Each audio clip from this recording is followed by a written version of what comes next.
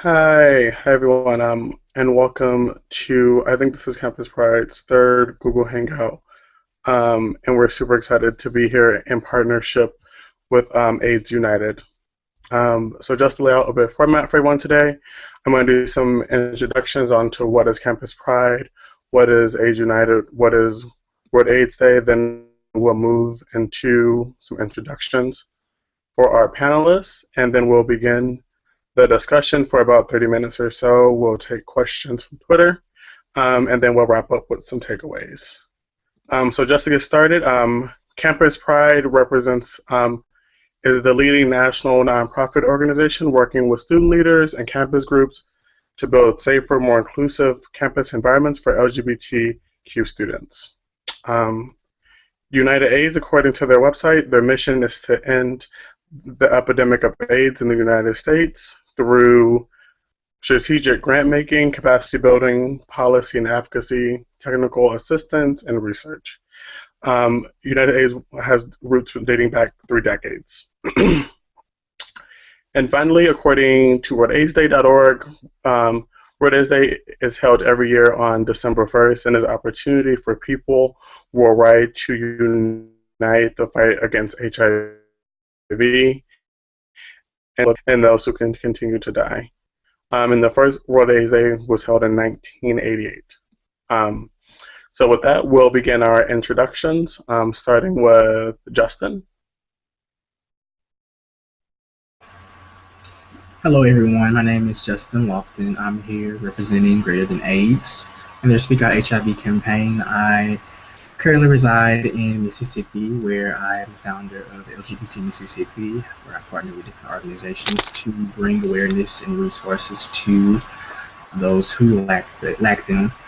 I'm 22 years old, and I'm also a nursing student. Okay. And can we also get pronouns, please? Oh, and as far as pronouns, I go by he, him, and his. Thank you. Francisco? Hey everyone, I'm Francisco White. I am the EPY peer navigator at Regional AIDS Interfaith Network in Charlotte, North Carolina. I've been there for about 9 months. I am 27 years old. I've been HIV positive for 7 years. And my pronouns are he, him, and his. Thank you. Jonathan? Hi everyone, I'm a student here at UNCG. I am also a student. I'm a part of the Campus Pride Advisory Board, and I am also the vice president of our organization on campus by the name of UNCG Pride. Perfect. And is Warren here? Yes, I'm here, sir. Thank you very much. My name is Warren Kadev again from South Africa, Johannesburg, the Vice President of the SAFE Pride, that is Sexuality Advocacy for Equality at Johnson C. Smith University. I have friends and I have a parent that is HIV positive. Thank you. And then Brandon?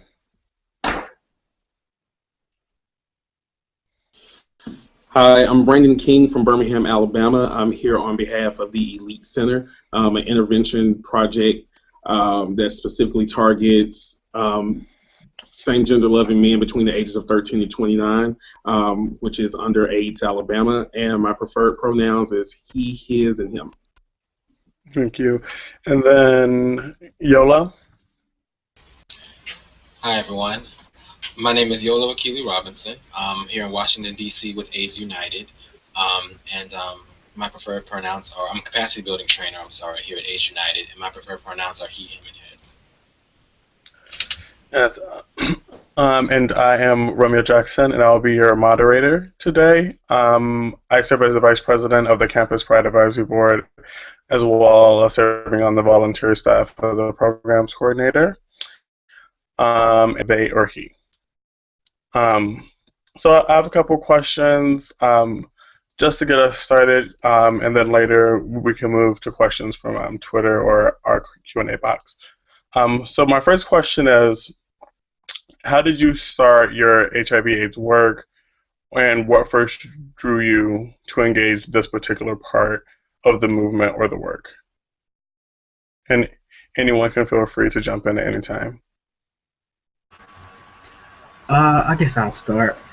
Well, I'm Justin again, and I began this journey because of my own personal experiences. I knew how it felt to be afraid to be extremely sexually active but not protecting myself, which put me in situations where I would be fearing for my life as if something was wrong. And so the final time I took that to heart and I decided to use that as a platform and to build off of it. And not only that, I have someone in my family who's very close to me who is affected by this disease. And so I felt that it was very important to me to do something and change the perception behind it and to also help provide resources.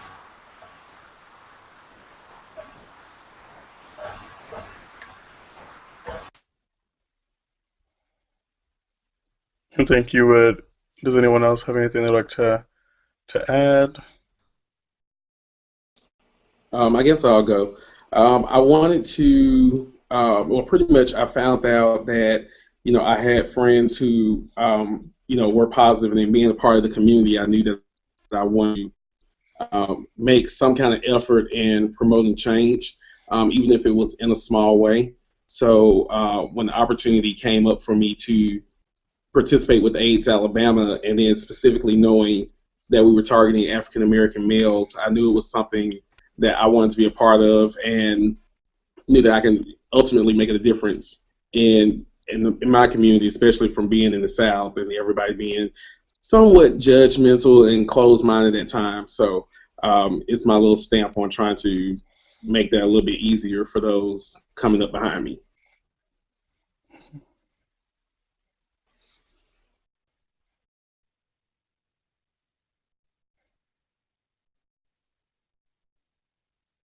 All right, we have one more panelist who would like to respond. All right, there's Warren. Okay, now, ladies and gentlemen, you know that in the African continent is an account of millions and millions of people suffering with HIV and AIDS until this pandemic, not in my home, happened that one of my parents becomes HIV positive, and that for me it was threatening enough to a point where I said to myself, you know what, before it reaches as far as I don't want it to reach, I had to do something about it. And when I got in the United States, where I am right now, North Carolina, Charlotte, I felt that I should have a responsibility with this. And ladies and gentlemen, there's passion with this. There's warning, and there's a sense of strong responsibility to contribute my efforts and do something. And I believe that if there are many people working on this issue, a lot can actually be overcome. So it's a spiritual and spirit, not spiritual, praising, but it's kind of like, giving it in with all my heart and soul so I can live good lives. Thank you. Especially the JCSU campus. All right. Would anyone else like to respond before I move on to the next question? All right. So as we know, black men who have sex with men have some of the fastest growing rates of HIV infections in our country. What do we think are some causes of this epidemic? And then how can we address some of those causes?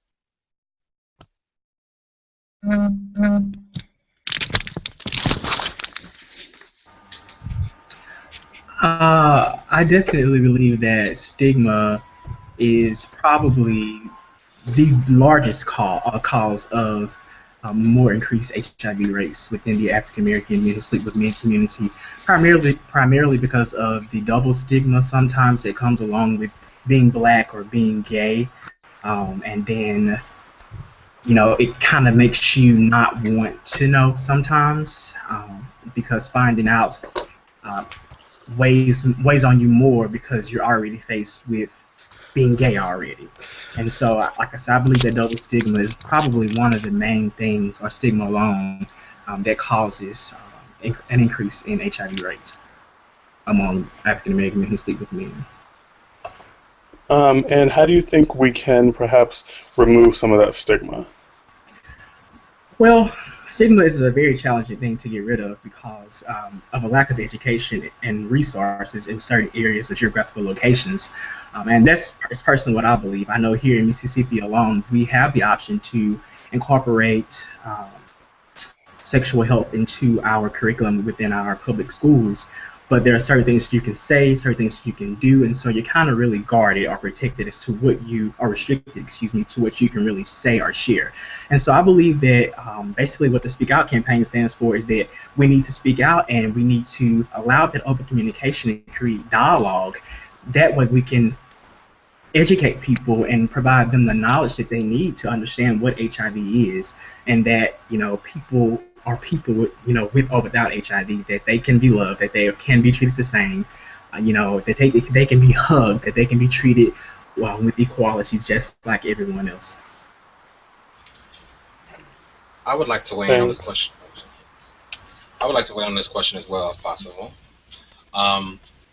I think the first piece is really important to consider when we look at the numbers of for Black MSM is we have to consider historical context. We have to recognize that, like, in the early days of the epidemic, as other populations were being targeted, Black MSM were often not being targeted and being assumed to be a part of, like, the larger white gay population, or being addressed within that larger white gay population.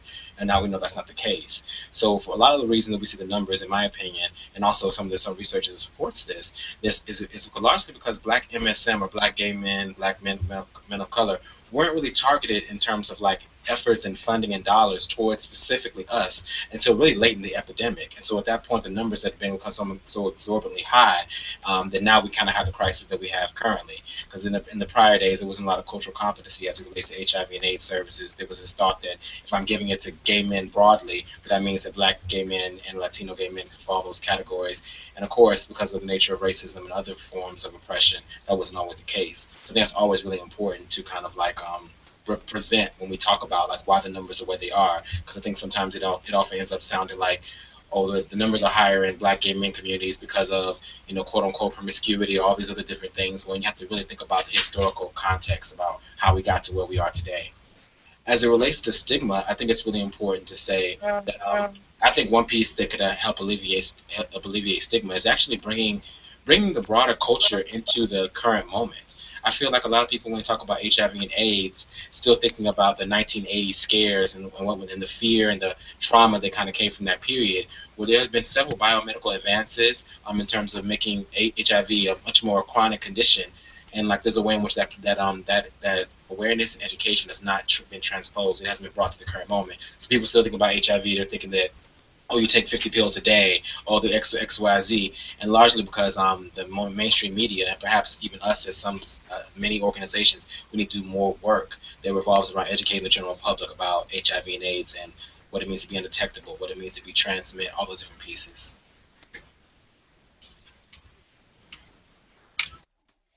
All right, so I guess in your opinion, do you think we need more intentional, unique, focused outreach for Black Latino men who have sex with men versus this broader outreach that historically we've seen? Because historically we've seen the broader notion of, like, we need to do this outreach, but that Black and Latino men who have sex with men are positioned differently within that context and need a different sort of outreach, a different type of resource. And anyone can feel free to hop in on this.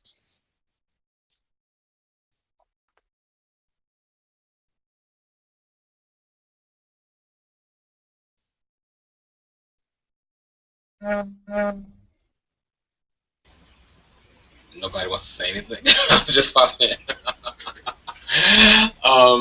Yes, I do think that Black and Latino men, Black men, I'm going to speak specifically for the community that I'm largely in, definitely have different considerations. I think it's also important that we don't just say, you know, we often say gay, but gay means white, and we kind of erase white as a racial identity. White gay men have also different needs and different issues and different kind of challenges they pose as well. I don't want to just, like, make white and gay equal each other all the time.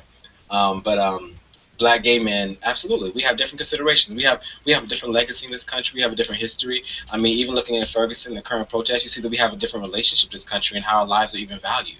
So absolutely, we have a different consideration as it relates to government coordinated responses, as it relates to how could it not pour over when we think about Ferguson and these kind of assaults on black male lives? How could that not pour over into the lack of response around HIV and AIDS? How could we say that this country values black life, it doesn't value black male life enough to do these things politically? And of course, it's going to show up in the context of HIV and AIDS in terms of the commitment level towards our lives.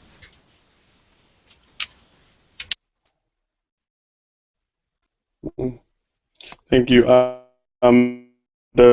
Does anyone else have any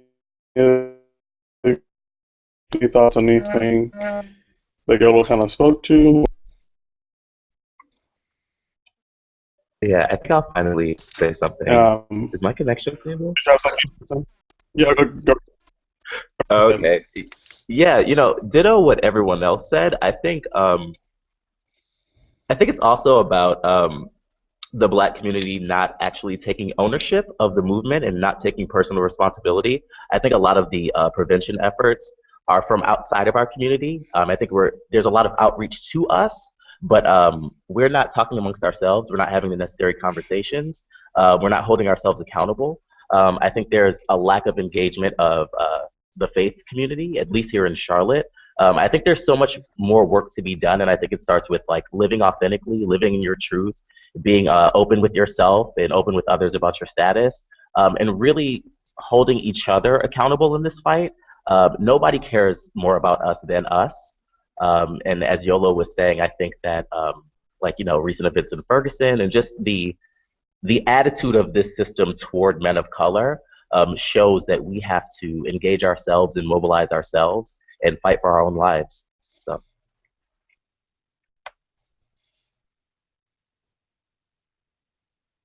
Thank you. Romeo, can I just add on this? Because I have a burning issue to speak about, because I understand the context regarding everything that is surrounding the issue between me and my partner if we have to engage into sex. Right. We, in the sheets, we have to talk about it. We have to think about it. I have to use a condom. As a situation, is there a responsibility and accountability between the partners when they engage into sex? I have this survey program that I'm doing with Health Empowerment, and it has several questions that are basically personal. And those questions are asking you as a person. For instance, how often do you talk about this issue with your partner or with somebody that you meet and you think you're going to get involved into an intercourse? You choose to have an intercourse that is actually protected or non-protected. But now the issue underlined here is a sense of responsibility. Who is responsible of you to protect yourself or get non-protected? Do you think I would think that Romeo, in my hour or minute of my sexual intercourse, is going to come next to me and say to me, Warren, you have to be responsible? I think what I'm talking about here is the real issue of where does HIV and AIDS disease get off between two people or whatsoever case, transfusing, or why Francisco can say a lot about that. He's a facilitator on that issue. But when we exchange fluids, it's a simple thing. But I believe that there's a response. This is 21st century where everybody's living at a time where information is everywhere, and we can talk about this. But I believe that within the African American society or community, we must have a part where both of us as friends, we talk about this issue friendly and openly, without stigmatizing it, without having to fear, without thinking that in the sheets, this is something awkward I can lose a night with somebody that I'm trying to get in the night. So there's a responsibility between the sheets when we're having some kind of something before we do exchange of fluids and we have fun. Thank you. Yeah, so kind of what I'm hearing is this historical kind of systematic implication of why rates are rising the way they are, right? From like lack of funding, kind of the nation's devaluing of black male bodies. And then also I heard moments of like personal accountability. Like, so what does it mean to ask the question in the moment? What does it mean to use a condom? What does it mean to have access? Which I also think are wrapped up in some systemic things of, if I don't know to ask the questions, then I don't know, right? Like, and if I don't know to use the condom, or if I can't afford the condom, I'm wondering how are all those things interacting, right? I mean, in the sense of how can we begin to kind of systematically address the need for resources while also then educating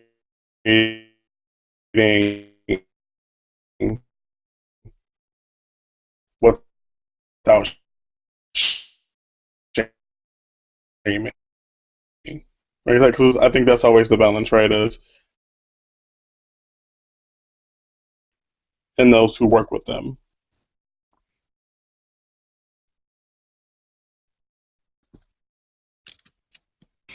I can't speak for anyone else. So the question kind of wrapped up in all that, just so it's clear.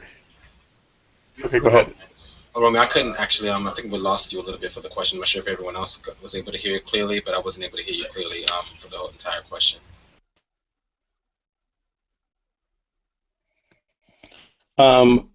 The question is, how do we systematically address the resource men need to kind of combat the growing rates of HIV? And I want us to focus not on so much of this a personal accountability narrative at the moment, and focus more on a larger systemic level. How can we address it? Obviously, there's funding, right? There's education, but how do we do those things for those who most need them? I think of my family in Inglewood and Chicago, right? Like, no program has touched those lives, right? So how do we reach those folks?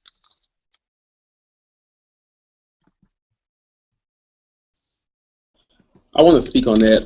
Pretty much, because I guess we've here at AIDS Alabama, we kind of had some people address that topic, and we find that if these people, even if they do have education and there are resources around them, we find that many aren't taking advantage of those resources because they have other issues, and especially issues that face the Black and Latino community.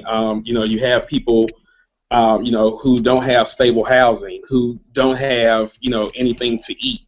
So I think ultimately once we touch on the holistic needs of what the community needs, then we can move forward to the HIV point.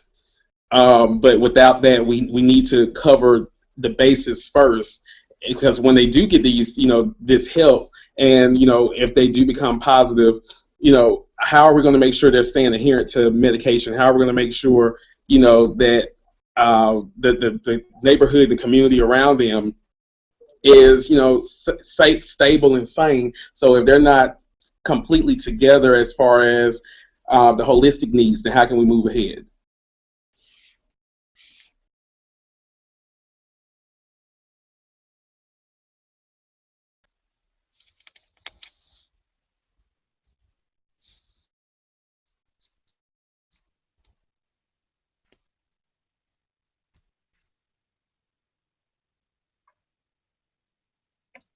Okay, I'll just piggyback on what he said. I completely agree. I think that we have to address the barriers to healthcare.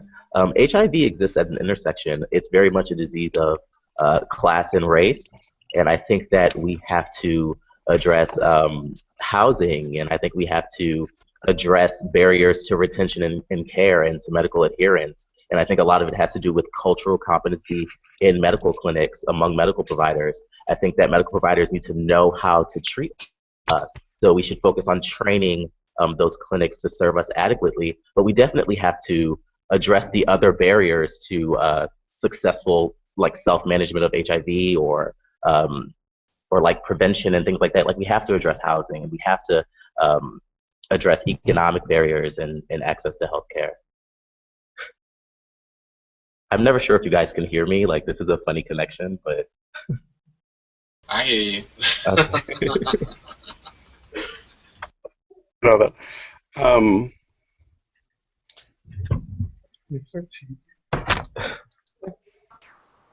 This always brings us okay. So kind of now shifting to, I always have challenges saying personal accountability because I think that's loaded often. I think when we shift that model, sometimes we get away from systemic things. But how can we also educate not only those who are HIV positive, but also negative around personal management, and whether that's asking the question, and how do we kind of remove the shame of asking the question, or remove the shame of saying, I would like to use a condom, or I'm on PrEP, or all those other things. And do we all think that's just education?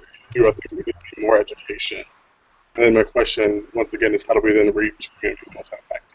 Oh my God, my video's on.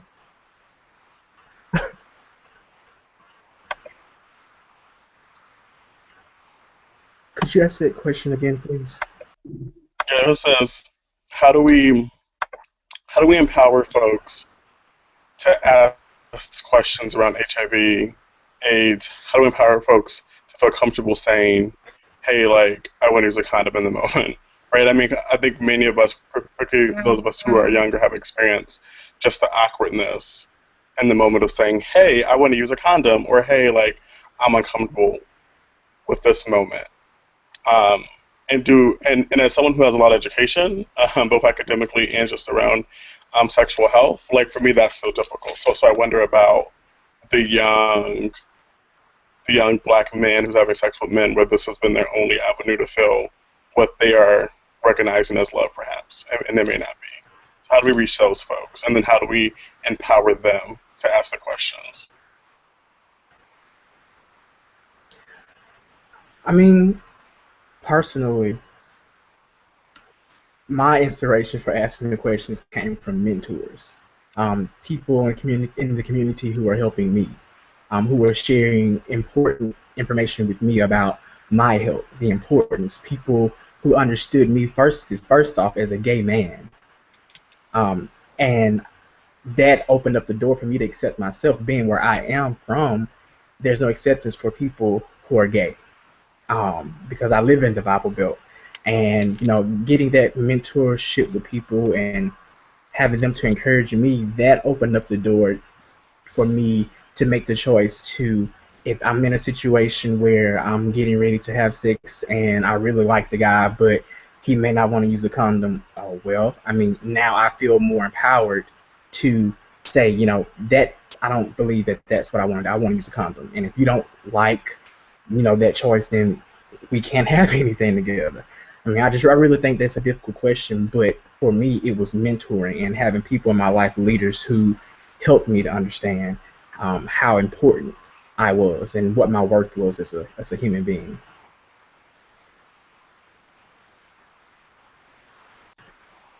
I wanted to. Oh, sorry. Oh, I'm sorry, John. I wanted to touch on that. I guess real quick. I would say that you have to meet people where they are. I think as educators and resource providers, we get so used to speaking in clinical terms, and then we go out into the community and we throw these clinical terms to people, and then we already talk about how education is such a barrier. Then you can't expect people who probably don't even have a high school diploma to understand what you can sat in a meeting and talk to CEO and health providers about, especially when we're using terms and throwing them out there. I know with younger, I know you said, Romeo, I guess about the younger crowd. For me, I would have to, I guess, use terms that many people wouldn't find clean or correct, and breaking it down that way. And if it does mean me saying some derogatory terms, at the end of the day, they come back to me and they say, "Hey, Brandon, I remember what you said." I get plenty of guys, I remember what you said about, telling my partner to use a condom, or going to get tested. And I didn't have to, get this drawn out hard and, throw, MSM and all these other terms out at them. But it's just like, just like Justin stated about being in the Bible Belt. I spoke at a church yesterday, and it was a church of mainly older adults. And I felt like once I made the topic of HIV relatable and let them know, like, hey, even though you may not relate to this or you may not agree with the sexual nature, people are having sex. And these people who are getting infected, these are your neighbors, these are, as we see now, pastors, these are your grandkids, their friends, these are people that are right next to you. So I feel like if you make it relatable and you also break it down to a level where, you're not really dumbing it down for them, but you're not dumbing it down yourself. You still, have to know what you're talking about. But I feel like once you make it relatable and you break it down to that level, then you can reach them and they can still get the full educational aspect of what you're trying to imply. And was somebody would say something before I think Jonathan had something to add. Yeah, I haven't said much. But what I was going to add is I haven't done the extensive amount of work that everyone on this panel has done, but I think what's important is that is to acknowledge that this is a collective initiative that we take as men of color. I think as a student that is a leader on my campus, as a vice president of an organization, that we take the initiative to, have these conversations, to, I know it sounds silly, but to practice, the dialogue that we're going to have in the bedroom with each other, to, educate and acknowledge the things that could happen. And I wanted to kind of piggyback off of Brandon a little bit. I do believe that relatability is extremely important when working with young people or people who want to know more about HIV as a whole. And I think one of the bigger issues that I have as an educator is that I know there's been research done in the past about how to communicate effectively or properly, certain terms to use or certain terms that we should not use. And to me, I think what that does is it overcomplicates things more than it has to be.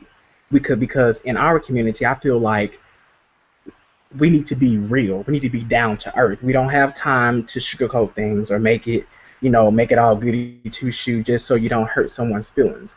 Because it's us not saying enough or not doing enough that's causing what the issue is at this moment. And so in order to defeat that issue and eradicate, to prevent new cases of HIV and to eradicate HIV altogether, we have to be relatable in our community. Forget what the research says sometimes, but we have to conversate with people on the level that they understand, and not so much dumbing it down, but just being real about real issues affecting real people in our community. And can I add on something? Thank you very much. That is very interesting, and I'd like to also add on what Jonathan had engaged on. My issue here on campus at Johnson C. Smith University is, for instance, I organized the Pride with my fellow team members of Safe Pride, and we had fabulous time. Every organization was there, students came, but the moment came when I had to screen the new black film, and I had panelists over there. Students started going away because that was a last year program. They have to come in and sign and get credits. Now I'm sitting with my executive and I'm saying, how do I engage with young people, especially on campus? How do we engage? Which language do they understand? And that could be which language do African Americans understand?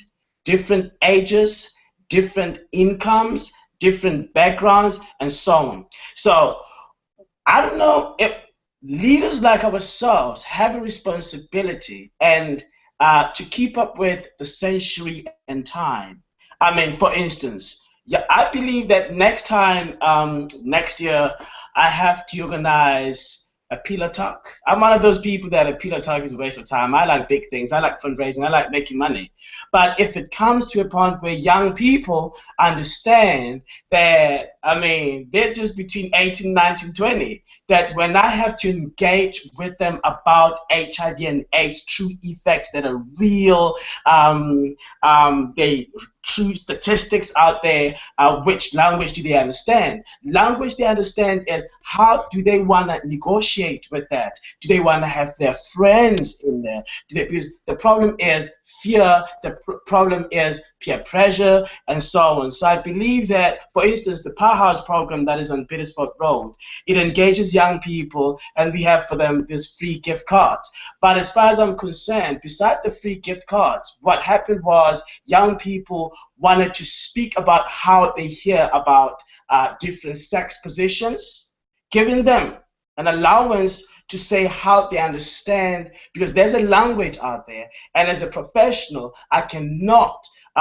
deny them an opportunity to address me or give me information in the way they understand. And that's the same thing that I should give back to them. When I explain about HIV and AIDS in workshops, I have to design my manual, my information, my access, my resources in a way they understand. So I believe that there must be a negotiated way of how do we exchange information and educate, especially young people. That is from my experience working on campus here, and I'm looking forward to hear from you all to tell me which of the good ways that we can employ to engage young people into this factor. Thank you.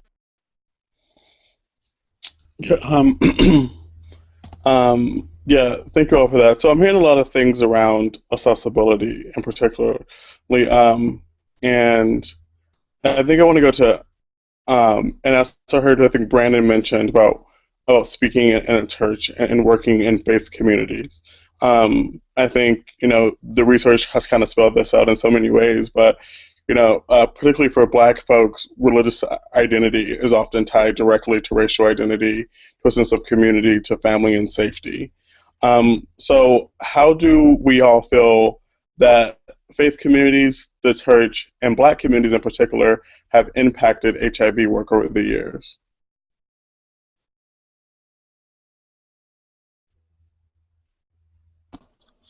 I think that pretty much when it comes to places of faith, especially in the Black community, is always seen as a family type dynamic in the congregation, and church is seen as, the way you see your family. You don't think about certain things affecting you until it happens in your family, and you find that now I guess here we have found in Birmingham that a lot of local church leaders want to implement HIV education, but they just don't know how to go about it, and a lot of them are still dealing with the fact that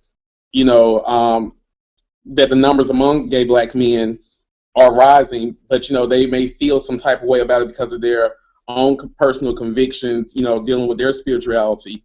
I think it's how I've spoken to a lot of pastors. It has to be out there. Like, we can't sugarcoat around it. These people are a part of your congregation. It's people who are related to these people who are in your congregation. And if you feel like you're doing them a justice of hiding, I guess, or beating around the bush on how your personal beliefs are, you're not really doing. You're really doing more harm than good, because if they're coming to church to take away something, then don't you think they will take away some education if you spoke about it from the pulpit, or if you invited someone to come in and speak more about it from the pulpit?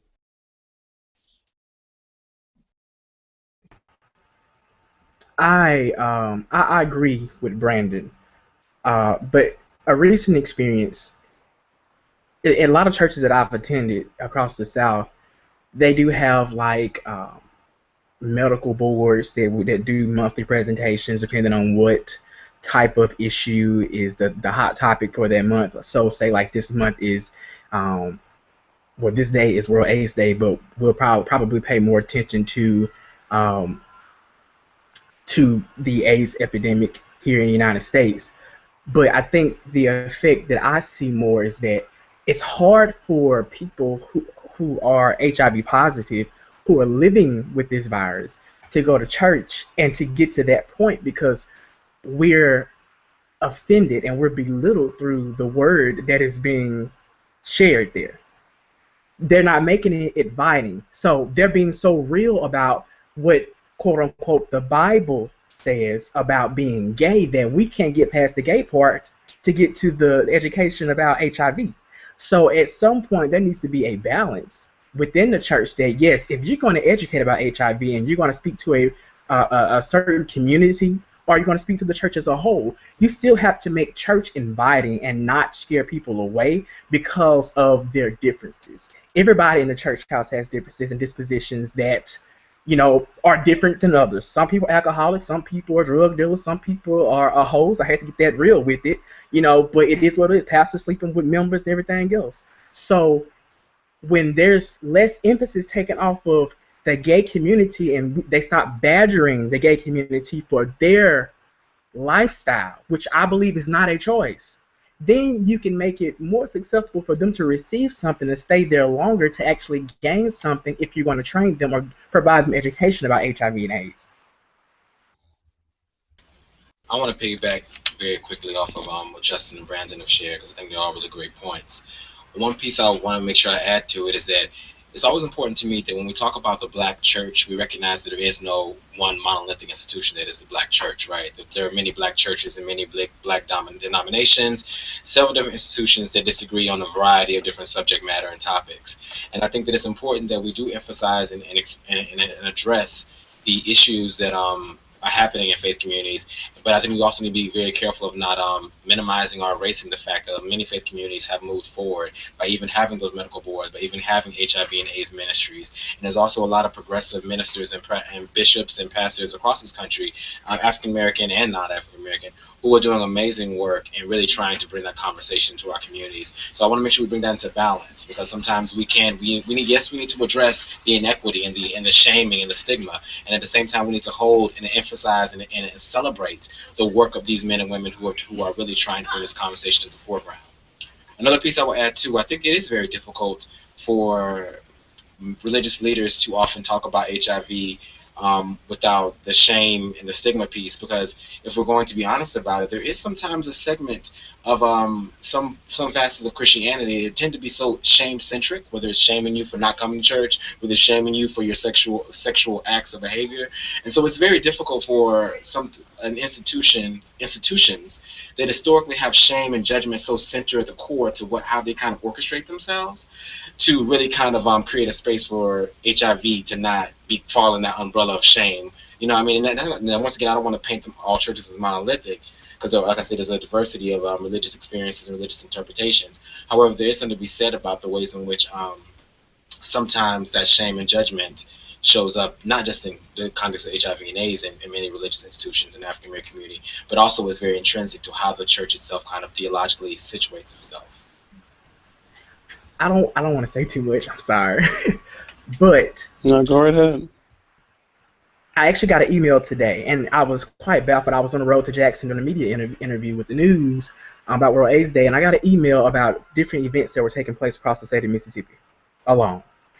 And out of all the events that were taking place, they were taking place at churches.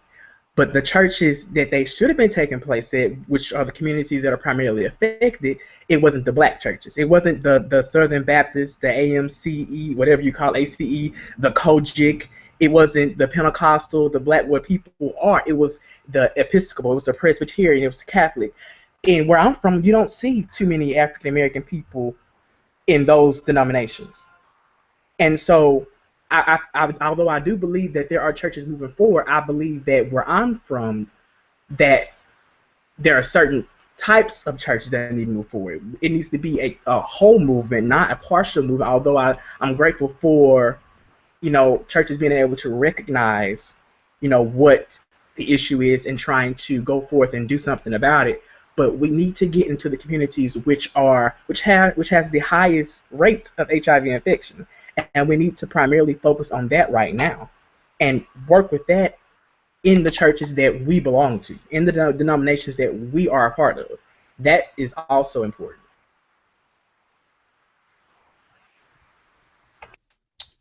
Okay, thank you for that. Does anyone have any thoughts on the question? We're getting ready to pivot into some resources and takeaways. I want to make sure everyone has an opportunity to respond to anything that's kind of been said throughout the conversation, or wanted to add any last minute things in.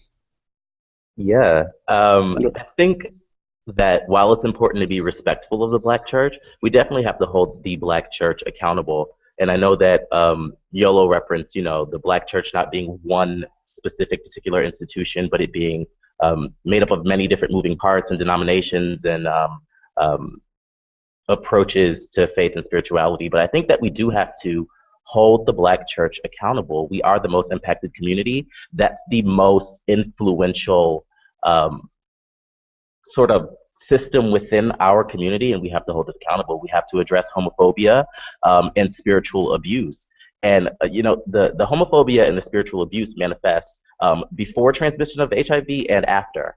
It's a hindrance to our prevention efforts, and it's a hindrance to retention and care after. I think that we have to address spiritual abuse as a community, and I don't want to go off on a tangent, and I don't want to be offensive, but I think I'm sort of tired of being careful, or as careful as we have been as a movement. I live in the Bible Belt as well. I'm in Charlotte, North Carolina. And as Justin said, the most active congregations in the HIV/AIDS fight are white congregations. They're the Episcopalians. There's a disconnect, and I'm not sure what it is. And I'm not sure if it's because we're being too careful. I don't know what you guys think about that, but I wanted to piggyback in. One on what Francisco said. I think it plays hand in hand where, the agencies do not know how to approach the church, because we feel like, since I guess MSM is hit so hard, specifically, African Americans, since we're hit so hard, we don't know how to approach the church, because I guess, that data is going to make it seem like, we're going to turn this into a gay thing. But then also, I think pastors or the leaders of faith don't know how to ask for help. I think the churches are willing, but I also want to say, I think we can't forget about, the churches in the Latino community, because I think that what we get is, we always say men of color, but we always leave out the other racial populations. And even though, yes, it is hard hit in the African American community, we cannot forget about our Latino brothers as well, who are coexisting with us in these communities, in some communities, I should say that. But I think it all starts with, one conversation. And even if we as leaders have to step out and, go to a church and say, hey, you think I can speak to your congregation during a Bible study, or during a Men's Day program, and it doesn't always have to be geared towards I guess the MSM community, but if they do have leaders, or if they do have participants in their congregation who are a part of that demographic, then that can be explored later on. But first, we have to get into the door before we can start making, I guess, our identities known on who we want to target, what are we trying to get out of coming into the church, and then pastors need to see what, how can they help their congregation. But that all goes into cultural competency. So we have to work hand in hand, but it all starts with a conversation, and I think both sides don't know how to join in on that conversation. I want to. Sorry. You know, Brandon, I agree and I'm not trying to start arguing there, but I agree to a certain extent because I don't believe, as a gay man, I'm not going to go around and put on this facade or this mask that I'm not who I am. I believe when I do something, I do it for real. I am real. I present real facts. When you look at studies, research provided by the CDC and these other organizations, the African American MSM community are those who are primarily affected, and if I'm not mistaken, 50% of those new cases came from the South itself. So, and it was from the African American men who sleep with men. So, although I do believe that yes, maybe that sometimes it may be good to take a different direction, not go in and present it as an issue just only pertaining to Black or Latin Hispanic men that sleep with men. We can broaden the spectrum of it. At the end of the day, if we go in with these false pretenses, this mask, this fake us, just to get into the door to get to the real us, then who's to say that we're going to be allowed to express who we are just because we got in? I think the question is that is it the outside organizations trying to reach out to the churches to come inside to help, or is it the churches denying the outside help that's trying to come in? All right, so I'm gonna have to come in and wrap us up, but before we wrap things up in the broadcast, I would like each panelist to take 20 to 30 seconds and to just give us a takeaway. If anyone's going to take away one thing from the conversation today, any words of wisdoms you have, any thoughts, any resources, what would that one thing be? And we can feel free just to hop in whenever you're ready.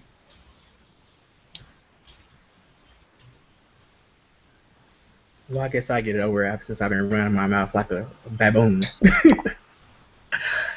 To take away from it, if we want to as a nation, as a community, to start the eradication of HIV, if we want to start, narrowing down the new cases of HIV in our communities across the South, across the whole United States of America, I think we need to, that starts in conversation. That starts in being relatable. That starts in being real and knowing how to be an effective communicator in any and every situation. And so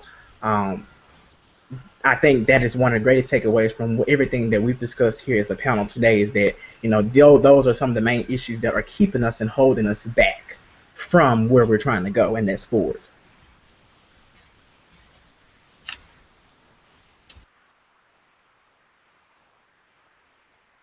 I guess I'll jump in. I would want to say my takeaway would be that, we do have a lot of work to do, but I do think as far as community building and reaching those who we may not have been able to reach, that we have work to do in building future leaders in our community and those who we see that, have that pulse on what's going on to a specific area that we may not be able to reach or may not be able to communicate to. Then I think we need to reach out to those people who are considered leaders in that area and mold them in order to educate them and help with the eradication of the stigma, and also with the promotion of healthy routine testing.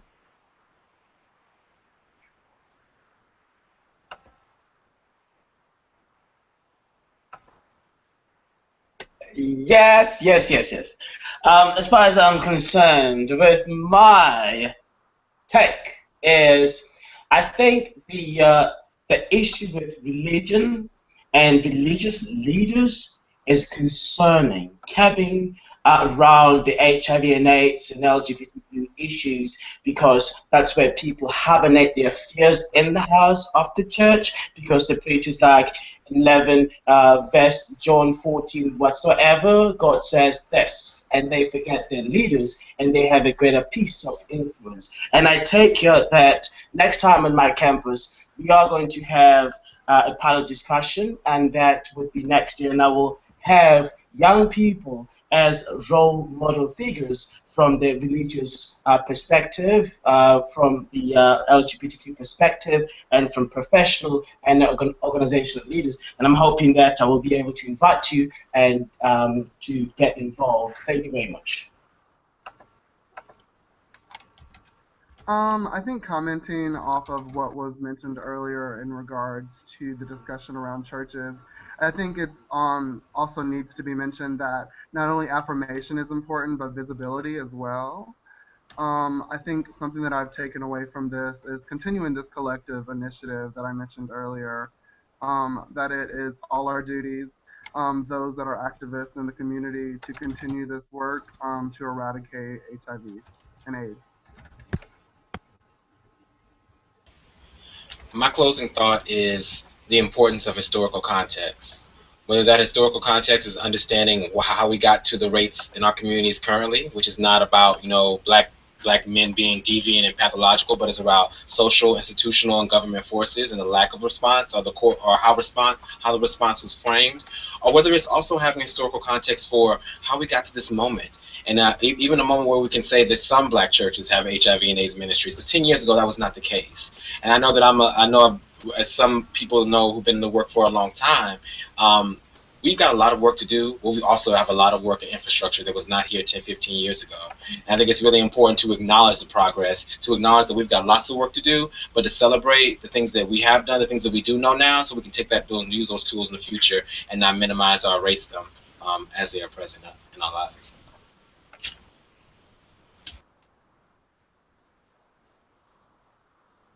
Hey, I think that my takeaway is, you know, as Yolo said, that we have a lot of infrastructure in place that we didn't have just a few years ago. I think that we're making advancements in the movement, but I don't think that we eradicate HIV in our community, and I don't think that we eliminate stigma by tippy-toeing around issues.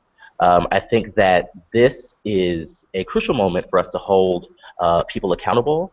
We have identified the barriers to care. And we have to demand the sort of treatment that we want from, you know, our faith communities, from our medical providers. This is a point where we need to make demands as a Black MSM, because we have to save our own lives. I think it's a fight. I think this movement, like any other movement for Black equality or advancement, is a fight. And, you know, I'm tired of being polite. So we have to live authentically. We have to walk in our truth. And we have to meet people where they are, only for the purpose of raising them up to where they need to be. Is that everyone? Yeah, I think my big takeaway from this conversation really has been some structural implications of, like, what is it? I'm always concerned about why we kind of fear the questions that we never ask, and what that means, and what our society has taught Black men who have sex with men or Black queer men about how we should value our own lives, and like how that shows up, and how we choose sexual partners and practices. And then just as a final wrap up, because at Campus Pride we do love resources. If everyone could shout out their favorite resource or the org they work for and some work that y'all are doing, that'd be great. And we can start with whoever. Feel free to share whatever you mentioned. And we'll also be tweeting, Campus Pride would also be tweeting resources online today, so look out for that.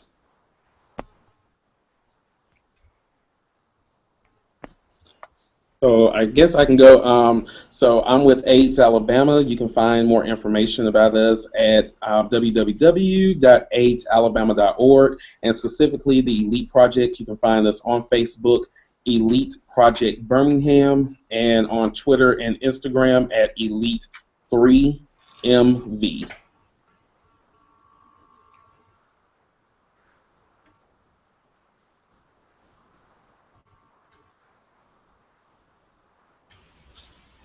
I would say I'm with AIDS United in Washington, D.C., and of course you can visit our website at ageunited.org, and of course we are supporting several initiatives, including, of course, this particular conversation, and making sure that we bring the issues of Black MSM to the forefront. The Safe Pride Johnson C. Smith University is looking for mentors to advise the students on proper programming regarding the LGBTQ advocacy on campus and HIV and AIDS information and education. We're looking for advisors, we're looking for mentors. So please just type on Google, search Safe Pride at Johnson C. Smith University. You're going to see it's going to give you Twitter, it's going to give you all the addresses, the Facebook, and everything like that. So make a choice and get connected with Johnson C. Smith University Safe Pride. Thank you. Hey.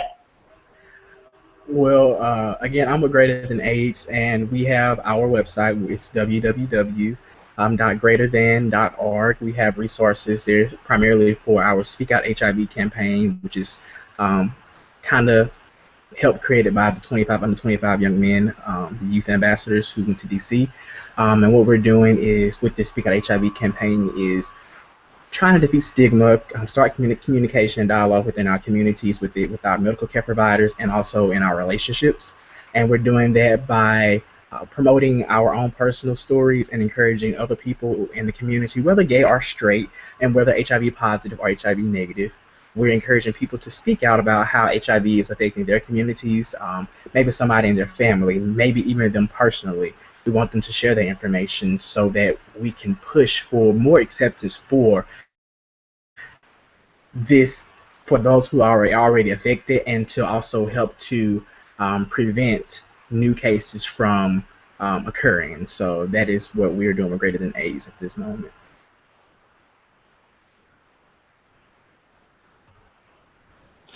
All right, well, I just want to thank everyone once again for your time and the great conversation. I know I learned tons and tons and have lots of things to go away and think about, and thank you for your continued work within the HIV and AIDS community. And really, I tend to believe that conscious awareness raising and conversations will change the world. So for me, I always think this is the greatest way to impact our world. And of course, I would like to thank our partner, AIDS United, for this great Google Hangout. Really appreciate it. And that's it, folks. Make sure you follow Campus Pride on Twitter, Facebook, Instagram, Vine. We're everywhere. And have a great day.